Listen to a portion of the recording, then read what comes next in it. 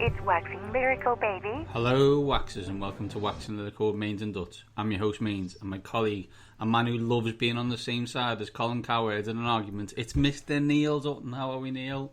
You've painted me into a very uncomfortable corner. However, I am resolute. I remain determined. I will not desert Derek. The Derek Carr thing had a bit of legs on the social media this week, and today, weirdly enough, Colin Cowherd on his show on Fox Sports 1 also was giving big ups to Derek, so there we go. Neil and Colin on the same side of an argument. Yeah, for the first time ever, it seems. You could think me. You may think me someone who may now have to sit back and reflect on my position, given that this is a lobby I really don't want to be in. However, no, I was here first, Colin. Yeah, doubling down. This is my ride. You sit in the back. For those who thought that talking about the Oakland Raiders was going to be fun, this week we're talking the NFC West, and you ain't heard nothing until Neil gets started on the Seattle Seahawks. Before that, we have 3 pieces of NFL news, and then we will get on with the NFC West preview. Hype trains and running games all over the place, Neil, but we will get to that soon.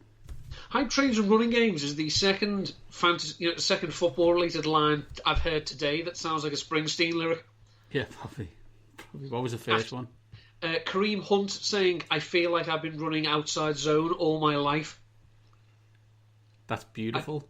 I don't know what the second line would be, but I think the boss could probably come up with something. Exactly right. Exactly. Right, let's start, Neil, and let's get on with the news. America is playing sports at the moment. 3, but 2 of them in a bubble: the NHL and the NBA. Although, ironically enough, the NHL bubble is in Canada. But there you go. And the NBA is in the epicenter of COVID land, Orlando, Florida. But details. At present, the NFL is not planning to do a bubble for the regular season. However, it has been muted now in the competition committee, as confirmed by Sean Payton and Jason LaCanfora, and also by Troy Vincent and Dan Graziano on ESPN, that they are proposing or looking into the possibility of a playoff-related bubble. Do you have thoughts on that, Neil? Yeah, the new barn door looks very, very impressive. Where the fuck are the horses? You want to put them in a bubble after they've had a 17-week regular season? I must be missing something here. Are we supposed to award brownie points for you got there eventually? Because you do it or you don't. Stop half-arsing it. And by the way, it comes from a competition committee that spent 15 years trying to work out what a bloody catch was. I'm staggered to learn that they haven't been able to work this out properly. Till competition committee, how about this? Why don't you stop some teams having fans in the stadium and other teams not? I thought there was supposed to be a competitive balance. That's why you have a salary cap and free agency. I think that's a bizarre one for me, the fans one. We'll wait to see if it actually happens. I mean, it sounds like teams like Washington won't have any fans. Insert Joe Con didn't have any last year, but the Kansas City Chiefs can have 16,000.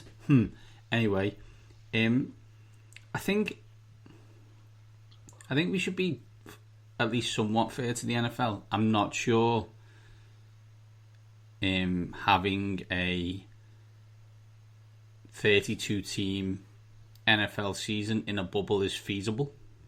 I just don't. They didn't do it in any of the soccer, quote-unquote, leagues in Europe. It would have been a mass logistical exercise they wanted no part of. So they put a gamble on it working okay. I think we agree, Neil. I think we agree that they're going to start the season. Not sure if they're going to finish. But I think that one way to finish would be if you finally get to 17 weeks, you make goddamn sure you are going to finish by locking everybody in a room. Yeah, I think if you do get to the position that you've somehow managed to skirt danger everywhere else, and once the regular season is done, you don't want the season then to have to be cancelled after that point. You either want that cancelled in weeks 1 to 16, or not at all. Anything after 17, Everton's been for nothing. And you've exposed all these people unnecessarily. All these people have blown out ACLs and torn muscles for nothing. These people have not been able to go, have decided not to go to college for last year for nothing. Now, again, it seems to me it's smacking a little bit of hope. And as friend of the pod, Andrew Brandt has always said, and we should really get him back on, by the way, it's been too long, hope is not a plan. So it's almost like, it's, as Patrick Doherty always says, I'll keep name dropping, America will always do the right thing after every other option has been exhausted. So they'll hope to bluff their way through 17 weeks, and then they'll do the right thing. Yeah, I think that's probably true. I think if I was an NFL team, I would be creating my own bubbles as much as humanly possible. How easy that is open to interpretation, and probably linked to the story last week of the Seattle Seahawks player who tried to hide a girl in a Seattle Seahawks uniform to get into his room. But there we go. Occasionally, getting your balls is more important than making a roster. To be honest, there's a guy who left the NBA bubble for hot wings at a strip joint. So, he was looking for balls and food. Do you know what I'm saying? They're not going to be the best quality wings you can get either, let's He's be honest. suggesting that they are, Neil. It had nothing to do with the boobies. No. Yeah, I was going to say, no one is saying the food here is incredible, and there's tits.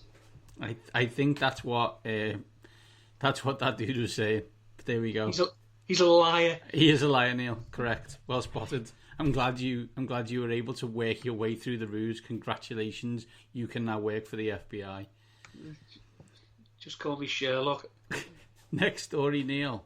In a shocking turn of events, the Minnesota Vikings, just making a new team up there, and Dalvin Cook have cut off negotiations on a contract extension.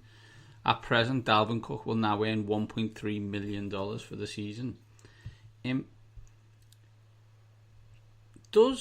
think we usually agree wholeheartedly that this running back's got no leverage. Mm-hmm. Does Dalvin Cook have more leverage than some, given their reliance on him and also the way his team have been constructed? Who is the Vikings offensive coordinator? You tell me, Neil. It's Gary Kubiak. Where's Gary Kubiak? Where did he cut his coaching teeth? The Denver Broncos. Do you think Dalvin Cook still has leverage? No. Thank you. They have Alexander Mattison who can come in and do the job. They might draft another running back next year. Dalvin Cook has no leverage. He is going to get a pittance. His best outcome is he gets the franchise tag next year. But the Vikings are going to run him into the ground this year for peanuts, because that's what this team will do with this offensive scheme in place.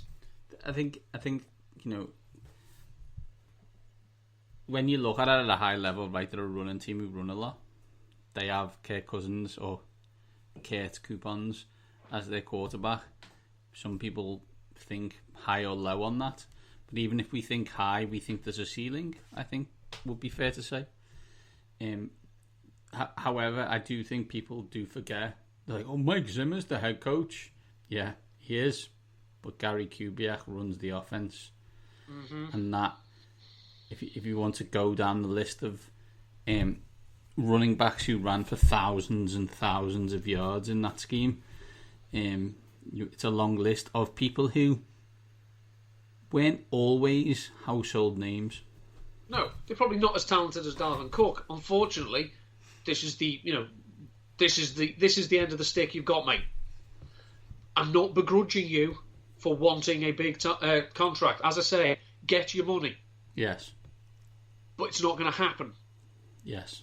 And any other team, you could probably say, I've got you over a barrel because you're so reliant on me. No. You were fully healthy for one season, Dalvin. You can't play that hard ball in this system.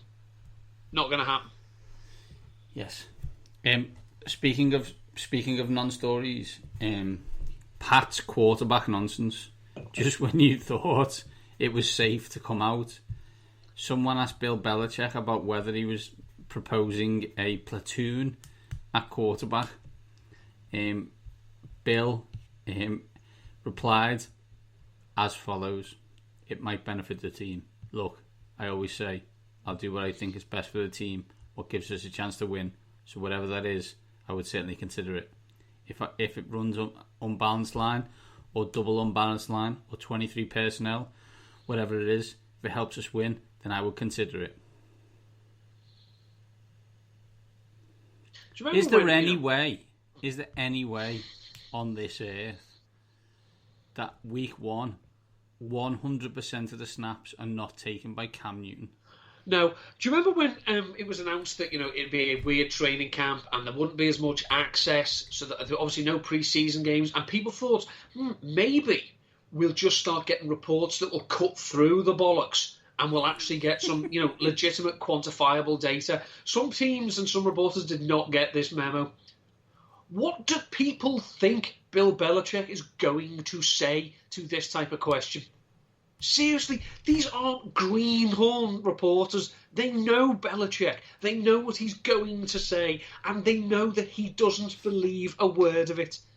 There's not a chance in hell. It's the same people as, the Texans running back coach. There's a good chance we could use Duke and David Johnson on the field at the same time. Bullshit, mate. I'm sorry, it's bollocks. You can say it on the 20th of August. It's not going to happen in week 4. So anyone to suggest that they had Jared Stidham all this while, then they left it to the last minute to sign Cam Newton, for them to go through camp and all of a sudden just to say, do you know what, we're actually probably better sticking with Stidham. No, not one chance in 1,000. I know, it's better than that, Neil. Some people are suggesting that, like series by series or play by play, like they're flipping Utah State, that they're going to swap the quarterback. Be effing cave yourself. Yeah. If we look back through history, since the New York Giants team of the 50s, that for some reason, rotated the quarterbacks. Then we see Roger Staubach's Cowboys. The Dallas Cowboys rotated quarterbacks when they had Roger Staubach. Yeah. We've seen situations where, even the Cardinals, when they were swapping Matt Leinart and Kurt Warner, I think if you ask all these teams and all the players concerned, rotating quarterback series to series is a winner. It goes down really well with the quarterback.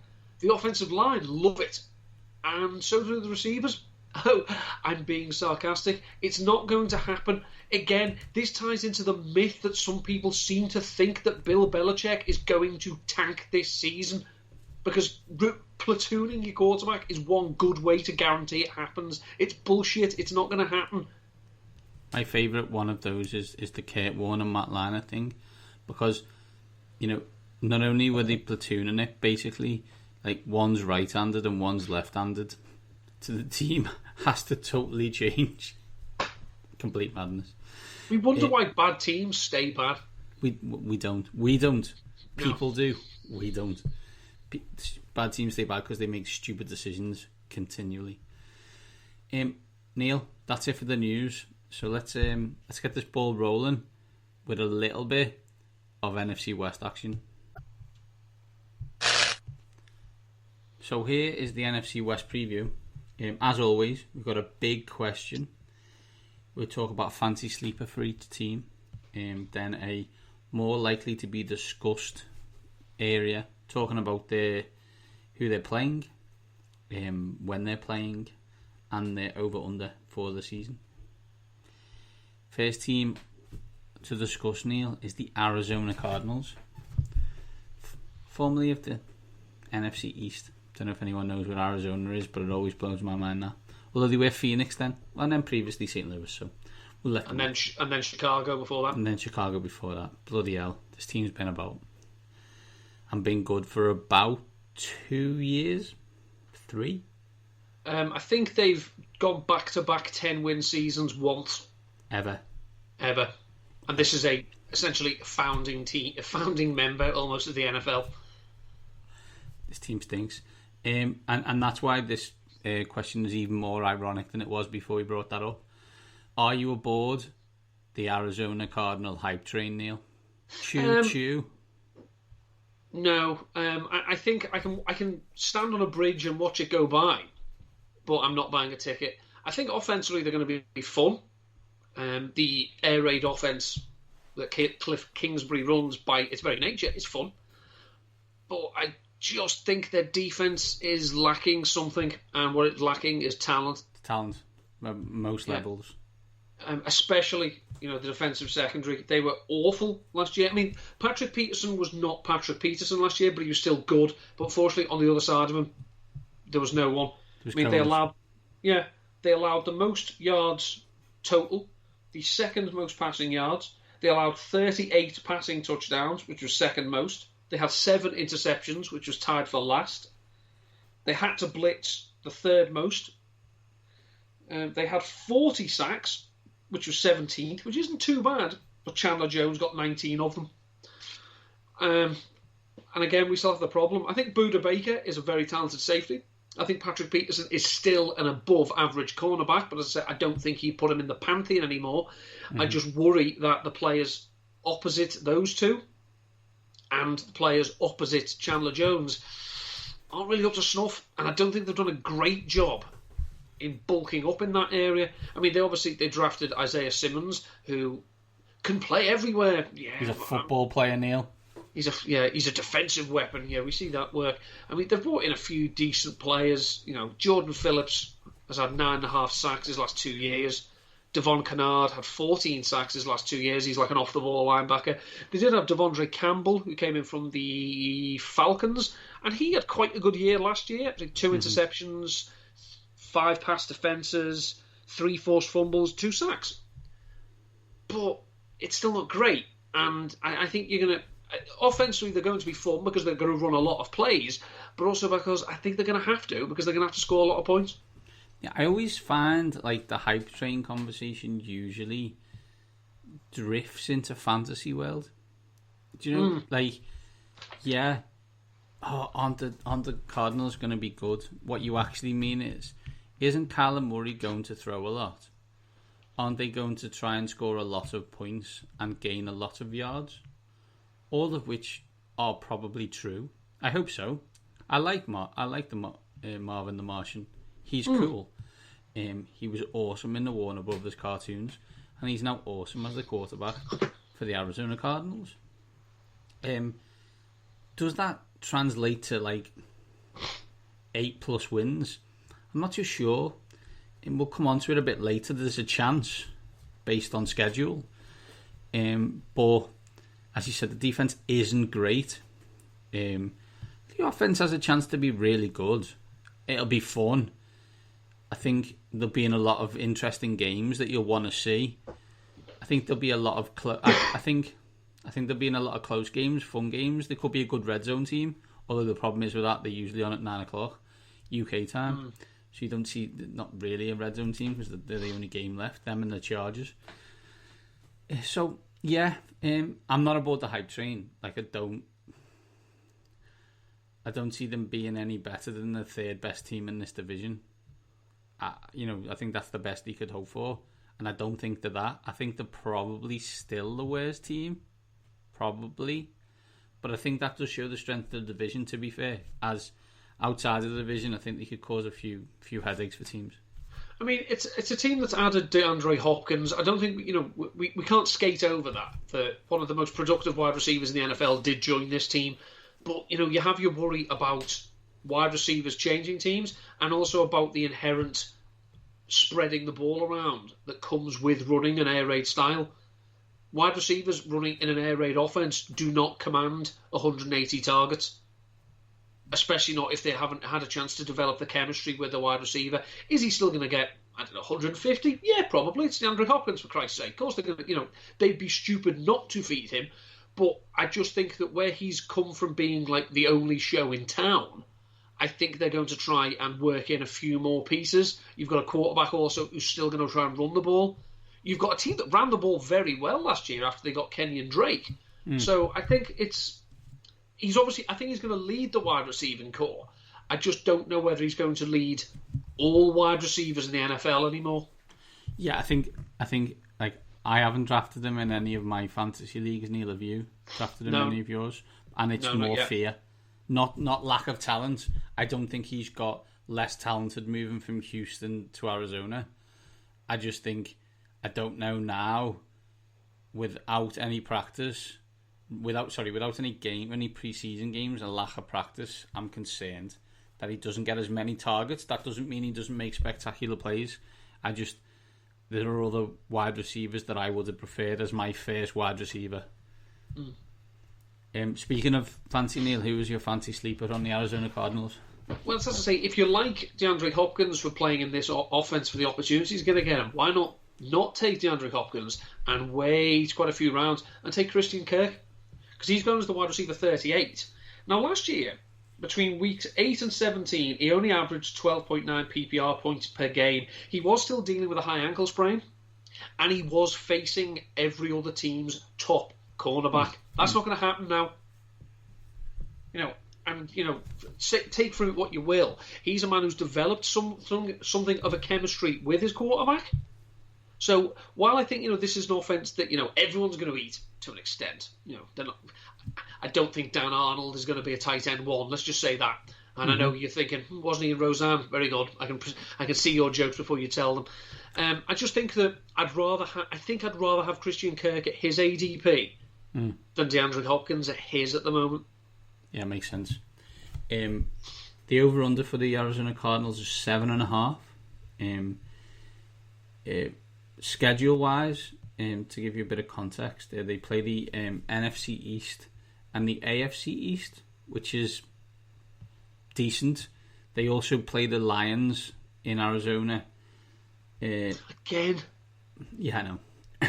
It's third week. It's the 9:25 game. Don't worry, you won't be watching it. You'll be watching something else, whatever that may be. 7.5, Neil, are they going to be discussed by draftniks in week 17 in the Super Bowl or not at all? See, I don't think you can say not at all, because I say people are going to buy in. I think they're going to score lots of points and the offense is going to be exciting. But as we said, I don't think they're going to win an awful lot. So it should be not at all, because I think that this is another team that I think 8 wins will be an achievement. Yeah, and would be progress. But can I see them get more than that? No, not in this division.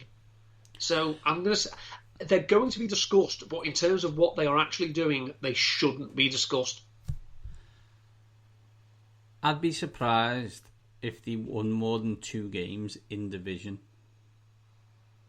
That then becomes an issue for going over 7.5, because you've got to win a lot of games, especially when you play at New England, you play Philadelphia, you're at Dallas. They're not easy places to travel, right? So, in the logic, they're not at all, because I think they're 6 and 10, 7 and 9. But I think they'll be discussed because they'll be interesting, and there'll be some, some chatter around how well Kyler Murray's playing, because I expect him to play well. I just don't expect him to be able to keep up with the other teams a lot of the time. Next team, Neil, is the Los Angeles Rams, Hard Knocks own. And who knew that Sean McVay sounded like John Gruden permanently? He's morphing into John Gruden. It's not. It's bad news for Jared Goff, Neil, but we won't go back into that again. The big question for the Rams is this going to be a bounce back year or not? Have they addressed the offensive line this offseason? No. Then no. They have the quarterback who is most affected by pressure in the entire NFL and took very little steps towards addressing that. We saw last year that their offense basically had to change because they couldn't protect Goff sufficiently. So they went with more two tight ends, and this led to the emergence of Tyler Higbee, who, fancy-wise, please, I know he was very, very good, but if you have to wait 4 years for it, no, I'm not buying into it the next year. I think, if you look statistically, defensively, last year, in a lot of metrics, they were better than they were the year before. And they decided that, the best way to build on that success was to usher Wade Phillips out of the building. So they have an inexperienced defensive coordinator. They obviously have a talented defense. They have Jalen Ramsey, one of the best cornerbacks in the NFL. They have Aaron Donald, a man chiseled from granite.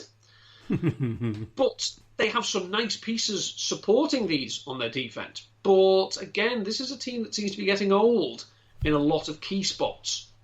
And they don't have a first-round pick until, I don't know what comes first, their next first-round pick or Zoe's 18th. I'm not sure. But I don't think they have taken enough steps to put themselves right when everyone can see what the problem was with this team. It was the offensive line. So they hamstrung themselves by saying, Todd Gurley, you've got to go. And instead of just saying, we should probably, we can get by with the running backs we've got, we really need to shore up this offensive line, they draft Cam Akers and let the offensive line slide and hope that Andrew Whitworth, age 38, coming off COVID, can return to where All-Pro formerly showed 2 years ago. It's a risk, and I don't think it'll pay off. All in is cool when you're doing it. On the downward spiral of said all-in situation, it doesn't look pretty. And you end up having to make decisions that you didn't particularly want to make to try and keep on top. And you cut corners and make sacrifices. And as quite rightly you pointed out, Jared Goff needs to be good for this team to be good. And surrounding him with turnstiles is an issue because, as you quite rightly point out, and I think it's almost a statistical measure, Jared Goff is one of the worst quarterbacks in the league under pressure, if not the worst. So it's cool that you've got an offensive genius, although that may be wearing thin to some people, because that offensive genius needs to scheme up time for Jared Goff, and last year he didn't, and if he doesn't do it this year, this team won't really go anywhere. I'll be honest, you fire Wade Phillips, you're an enemy of mine immediately, especially when that wasn't the issue. I hate it when you move deck chairs on the Titanic. It really, really pisses me off. So yeah. The at best the third best team in this division. I don't think they're anywhere near as good as the 49ers or the Seahawks. Don't think the roster is constructed well enough as well as those two teams. I'll be honest, I don't think they're coached as well as those two teams, on like all around coached as well as those two teams. I know we've got issues with the Seahawks and we'll get to that, Neil, but even so. Oh, I'm simmering. I know.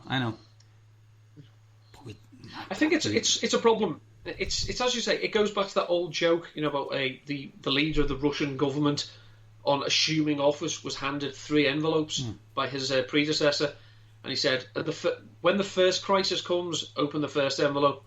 When the second crisis comes, open the second, and the third." So the first crisis came, and he opened the envelope. It said, "Fire the generals." So he did. The second crisis was soon to follow, and it said, "Sack the Politburo." So he did. The third crisis came, and it said, "Write 3 envelopes." Yep. It starts when you fire a defensive coordinator, when you have no input on the defensive side. The next is you fire the offensive coordinator, even though you call the plays and run the offense. And the third, that decision is made for you. Correct. Neil, who's the fantasy sleeper on the Rams? Fantasy sleeper again, it's not a tremendous value, but I seem to think that people are sleeping somewhat on Bobby Trees, Robert Woods. He's the wide receiver 18. Now, last year, the back end of the season, he went bonkers. from weeks 13 to week 17. He averaged more than 20 PPR points per game. He was the wide receiver 6 overall. In his time with the Rams, he's averaged 5.4 receptions and 73 yards per game. He's been bloody good, and he is Jared Goff's favourite target. So, wide receiver 18, I think he's one of these players that you're not going to feel great about it, but I think if you take him, you are locking in a solid floor that can occasionally have boom weeks. So, say he's going here as a mid to late wide receiver 2.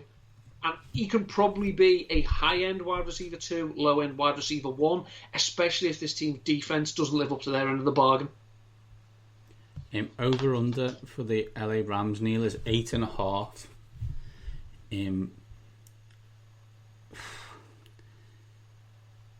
Monday Night Football, they're on twice. Once against the Chicago Bears. Oh, what a truly terrible game. ESPN paid billions of dollars to get games like Bears at Rams. Horrific. The Nick Foles revenge game. It's absolutely horrific. Over-under's 8.5, Neil. Where do you see this one going?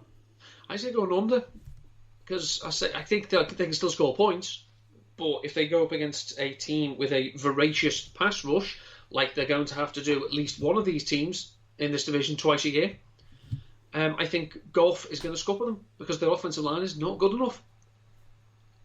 So yeah, I think this is a middle of the road. I think 8-8 probably sums them up. One could almost say this is 7-9 bullshit. Some could say this 7-9 bullshit, Neil. Yeah, they played Philadelphia. I hear they have a good defensive line. Is that correct? In Philly, Doug Peterson owns Sean McVay. And every year, who's the best coach? Sean McVay. Oh, there's Peterson at 8. He owns Sean McVay. In a weird thing. And what's this? Oh, yeah. It's a Super Bowl ring, Neil, showing, although he hasn't got one. Week 5, they also play Washington, who also may have a defensive line. We shall see on that, though. That'll be the best 2-0 you'll ever watch. Yeah. With Alex Smith at quarterback. I'm also going under 8.5. I think this is a not at all team, and it's a sneaky gets coach fired style situation that I don't think anybody's talking about. I don't think they will fire him, but there may be a bit of hot butt situation for the 2021 season if they really struggle, because I think they will have to make some major decisions around a number of high-priced players if they are rubbish this year, which there's a possibility that they are. And one of the only real choices they can have is to restructure Jared Goff's contract, which basically kicks the can further down the road, meaning you are still tethered to him, but for now longer. Yeah. San Francisco 49ers, Neil. The big question is, can they get back to the dance? I think we've seen that teams who lose the Super Bowl, it's very hard to get back unless you're the New England Patriots. But I think what they have done is they have looked at their roster and they have addressed needs that they think were lacking last year, or they've thought of ways, okay, we can remain competitive and do it slightly cheaper. Obviously, they lose DeForest Buckner, they trade him away, and then they immediately draft his replacement. So they're hoping they can replicate the production without having to pay the mega bucks money for it that they decided they wanted to pay Eric Armstead instead. So, and then they say, okay, we need, wide receivers, that this offense with Jimmy Garoppolo at the helm is predicated on yak. Say 47% of their passing yards last year came in air yards, 53% came in yak. The NFL averages are flipped. But we should point out that the San Francisco 49ers and Jimmy Garoppolo especially, he averaged 55 average. His completion rate on deep balls was 55.6%, which was first in the NFL. So when he decides to throw deep, he completes them more than any other quarterback. The 49ers had 67 20-yard pass plays. The league average was 31. And they had 27 30-yard pass plays when the league average is 12.6. So what does this offense do? What do we need to do? We need to put the ball in the hands of our playmakers. So you go and draft another playmaker who is electric with the ball in his hands, namely Brandon Ayuk, who's probably going to get his chance now that Deebo Samuel is going to be carrying an injury for the early part of the season. So we already know the defense was very good. I mean, yeah, it's a year older. Richard Sherman is closer to the end than he is to the beginning.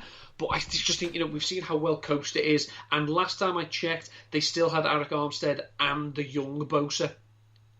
And they've still got the likes of Fred Warner and people like that in the defense. I think people are probably sleeping on them a little bit because they're thinking, oh, you can't be that run heavy again. No one's saying that. They can do, because this is Kyle Shanahan. He does what he wants. And I just think people are sleeping on them because it's almost like, oh, they lost the Super Bowl. They've shot their shot. No, I don't think they have. Is this a quarterback discussion, Neil? I do think there is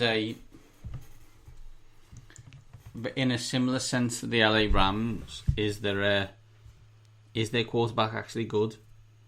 Like, he won a lot of games, and given the fact that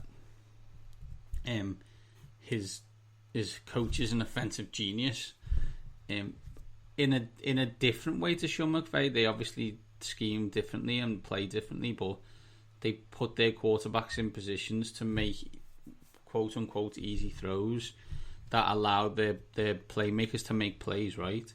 As you said, a lot of yak suggests that Jimmy Garoppolo's thrown to a lot of wide open people, and that doesn't necessarily make him any good. Okay, Mitchell Trubisky can't hit wide open people, but most quarterbacks in the NFL can. I just look and think, I think people are sleeping on him because of that. I think people were shocked he got this far last year. I'm still not convinced people understand, with the exception of Kittle, probably, the talent on offense. So because you don't know the names, you always seem to diminish them. I was asked to give a list of teams, a list of like awards for the season, and someone asked who the NFC number 1 seed was, and I'd almost forgotten who it was last year, or what, you know what I mean? And I don't think that. And this is the San Francisco 49ers. This is a franchise of my youth that won all the time, and they got to the Super Bowl and were 10 points up in said Super Bowl, and for some reason I'd almost completely forgotten about them. And I think that's a good thing for San Francisco. Like, I don't see them under a lot of pressure. I don't see them under the same pressure as, say, the Saints, for example. If we just take the NFC, if you ask most people who's going to do well in the NFC, I reckon people would say Saints and Cowboys. That's it's madness that you don't mention the 49ers. I don't expect the defense to get worse. I expect Bosa the younger to be better in year 2 than he was in year 1, and he was a wrecking ball in year 1.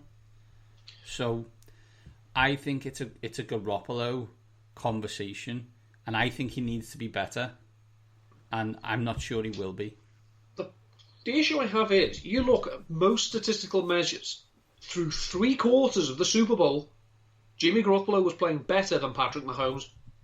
But then the San Francisco defense started creaking, and then the pressure started coming on Garoppolo that he now had to make the plays.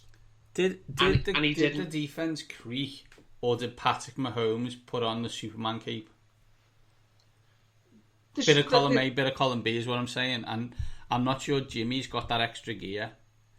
I see Jimmy Garoppolo, and I think West Coast Kirk Cousins. I'm not saying he's not any good, and in the right scheme, weirdly enough, Kyle Shanahan's, he'll be good. But I don't necessarily see him winning me a big game on his own. And that may be wrong, but that's just how I feel about it. I just wonder is Jimmy Garoppolo going to be that? he's going to be held up as the quarterback you can win with, but not win because of. Yes, right. That's what I'm saying, right? Okay. For the 49ers, Neil, as always, I wish you all the luck in the world on this. Can you give me a fancy sleeper on the Kyle Shanahan team, please? The fancy sleeper is someone who is rising up the draft boards. It's Brandon Ayuk, as I say. When I was looking at these, he was the wide receiver 56. For all I know, he's probably jumped an entire round by now.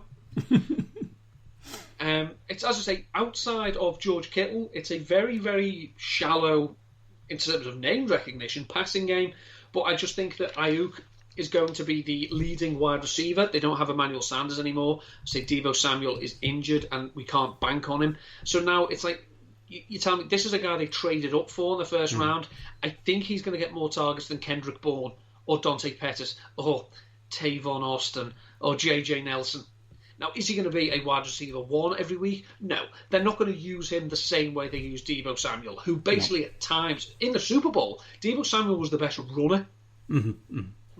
But I think in terms of, we're going to see the sweeps, we're going to see the motions, we're going to see, getting the ball in his hand. He may get a few carries out the backfield, but he's not going to run power. I just think that Kyle Shanahan wanted this guy. They moved up to get him. He's going to find ways to get him the ball and to make plays. Is he going to be a wide receiver 1? No. But if you're taking him at the wide receiver 56, you're not really expecting him to be. Neil, over-under for the 49ers is 10.5. Nice little Sunday night football game against the Philadelphia Eagles, week 4. I think that's what's known in the trade as a litmus test game. Week 7, the CBS game with at New England. Hello, Jim, and Tony. Other games such as at the Saints, 9:25 Fox. Hey Joe, hey Troy, how's it going? Also played Dallas Sunday night as well. So, and also the Rams Sunday night. So they are heavy on prime time in the States. 10.5, Neil, more likely to be discussed by draftniks in week 17 in the Super Bowl or not at all? I think it's still a legitimate Super Bowl contender. Now, I know obviously the hangover is real, but I just think that I like the way they've gone about their business. There hasn't been much turnover on the offense, on the coaching staff. They've added pieces where they needed them. They've not panicked. And ultimately, it's still a question of you can pick one offensive coach to design and run your offense. Kyle Shanahan might not be in the top 1, but he's certainly in the grand final. Let's just say that. Yeah. I'm going to say week 17, a bit of a downturn, but not much. I think they make the playoffs. I'm not sure they win the division. Maybe 10-6. Lose a few games they shouldn't lose. They've also got a first place schedule, so there are tougher games that they will play. They have to play the Packers, where the other teams in this division don't, and they also have to travel to the Saints. It's not easy. So I'm going to go 10-6 and a week 17 wildcard weekend team, and then we'll see what happens from there. That leads us to the final team, where I already think, based on what me and Neil have said, we're going to have a difference of opinion slightly on the score. But let's get on to the Seahawks. And the big question is, will the offensive scheme stop this team reaching its potential? I'm going to start a stopwatch. Neil, if you could keep this down to a brisk 15 minutes, please. It's not a question of the offensive scheme, it's a question of the mindset of the club, and that comes from Pete Carroll. Their insistence on deploying a run, pass, punt offense. It's, as I say, they have played 7 playoff games since their last Super Bowl appearance. 1 of them has been at home.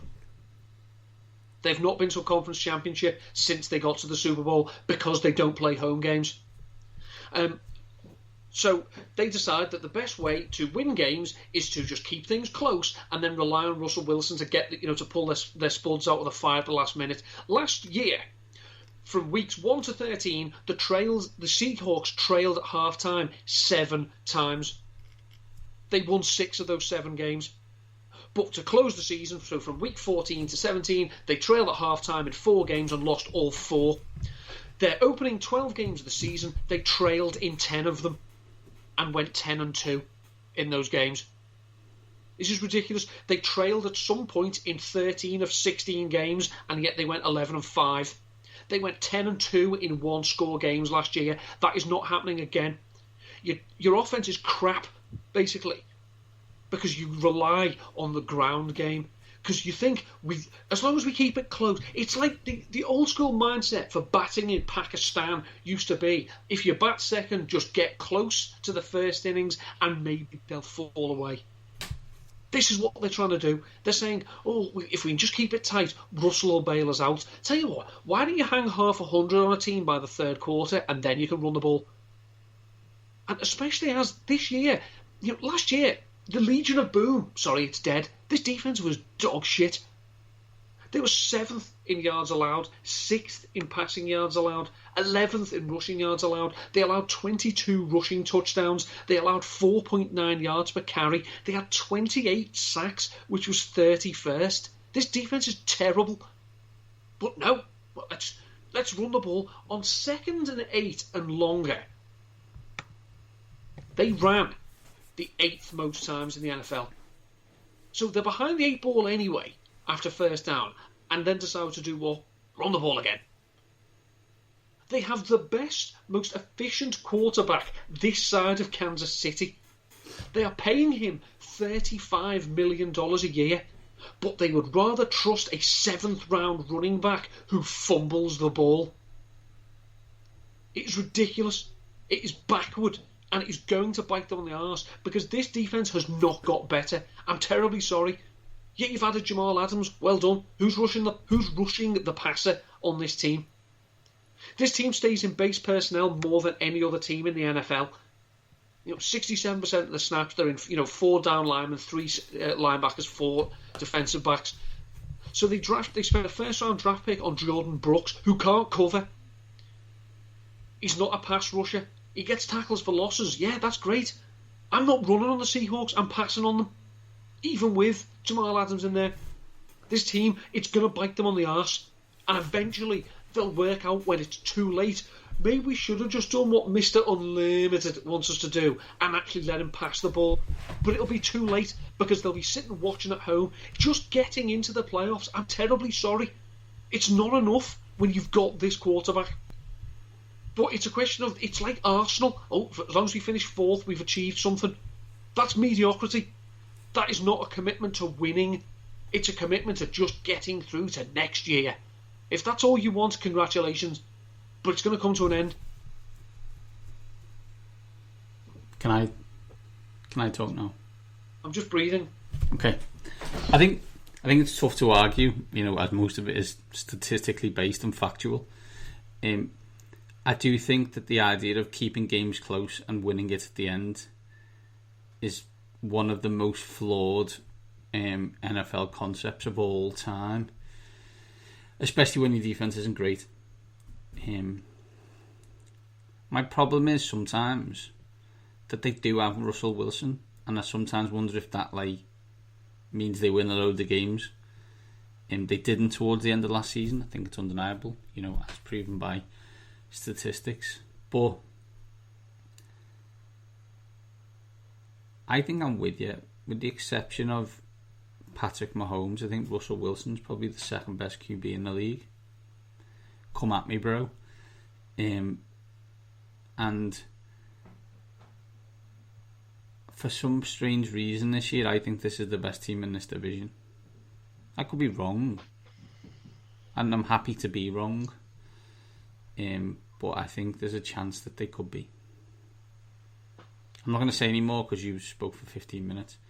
Neil, who's the fancy sleeper on the Seahawks? The fancy sleeper is Tyler Lockett. Now, as I say, they do not pass the ball an awful lot. We've seen this. But we do know that when Russell Wilson decides to look for Tyler Lockett, good things can happen. So last year, before he got seriously injured, and it was a serious injury in Week 9, Tyler Lockett was averaging 19 PPR points per game between Week 1 and Week 9. In that time, he had two 30-point games, including a 40-pointer against Tampa Bay. He only dropped below 10 PPR points in one game. Oddly, that was against Arizona. So the worst passing defense you played, he didn't get anything. But as I say, in that span, so from Week 1 to 9 last season, if you looked at the best scoring fantasy wide receivers, it went Michael Thomas, Mike Evans, Tyler Lockett, despite the fact he never gets past two. Now, at the moment, he's going as wide receiver 23. There's a very good reason that you can't bank on the volume. But he has a serious mind meld with Russell Wilson, and when Wilson wants to make a play, he often looks for Tyler Lockett. So just on that basis, it's a slightly concentrated passing game because there's Lockett, there's DK Metcalf, and then there's a few question marks about tight end. Is it going to be Greg Olsen? Is it going to be Will Dissly? Is Philip Dorsett the fastest wide receiver they've ever had, so they're going to make use of him? Spoiler alert, no they won't. So I think, there's no... Chris Carson, Rashard Penny, whatever running back they trot out, I don't like them where they're going, but I kind of like Tyler Lockett where he's going. Over-under's 9.5, Neil. In terms of primetime games, they play Patriots Sunday night, they play the Vikings Sunday night, they play Arizona Thursday night, they play Philadelphia Monday Night Football. More likely to be discussed by Draftniks in Week 17 in the Super Bowl, or not at all? Not at all. This is an 8-8 team. Their defense is abysmal. They refuse to contemporise their offense. Any team that is still employing Brian Schottenheimer as the offensive coordinator, you don't deserve nice things. So literally, unless Russell Wilson just goes out and just goes the Aaron Rodgers route of stuff this, I'm calling it, just run around, I'll find you on first and second down, which I don't think he will. They're going to bank on him to work miracles. And it's, that is what you're paying your quarterback to do, but why not make his life easier and let him do these things on first and second down when he has a margin for error? They're backwards. They're not committed to winning the Super Bowl, which is why they won't.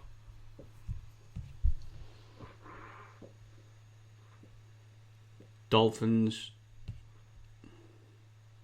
Jets, Giants, Vikings, Falcons, Bills, Arizona twice.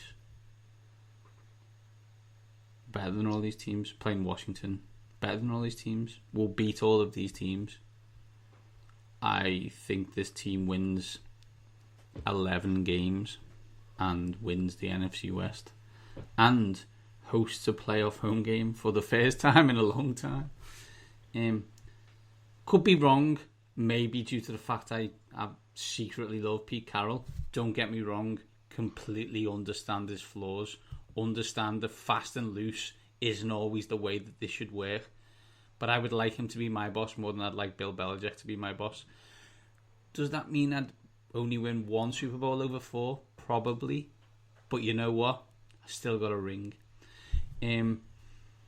So I think, Neil, if I'm not wrong, you've gone 49ers, Seahawks, Rams, Cardinals. Yeah, but I'm not wedded to that 2 and 3 being as it is. Yeah, of course. And I've gone, I think, Seattle, San Francisco both make the playoffs. Possibility of Cardinals, then Rams. So for the first time in a long time, Neil, there's a very distinct difference between us, which is good, and can only be good going forward. Two more divisions to go, Neil, in next week. One where I think we will differ again. That's the AFC North, because I think I'm high on a team that you think's got a fat quarterback. Fat old man quarterback. Fat old man. But we won't spoil who that is. We'll let you all guess. It's not Lamar Jackson. Neil, where can people catch you before next week's show? This week, I say I've written a few pieces for the Ravenswire. I've done a piece for Player Profiler on sophomore tight ends to target at the very latest rounds of your draft. I was also on the Return the Picks podcast with Ollie Wilson and his friends. I've tweeted out that link. That was a fun time was had. I mentioned you occasionally, often in a complimentary manner. But yeah, that was great fun. I enjoyed that. And yeah, so follow me on the Twitter at endupton13. I am at Mandy7. Combined, we are at waxing_lyrical. As we said, next week, AFC North. But until then, these top guys are out.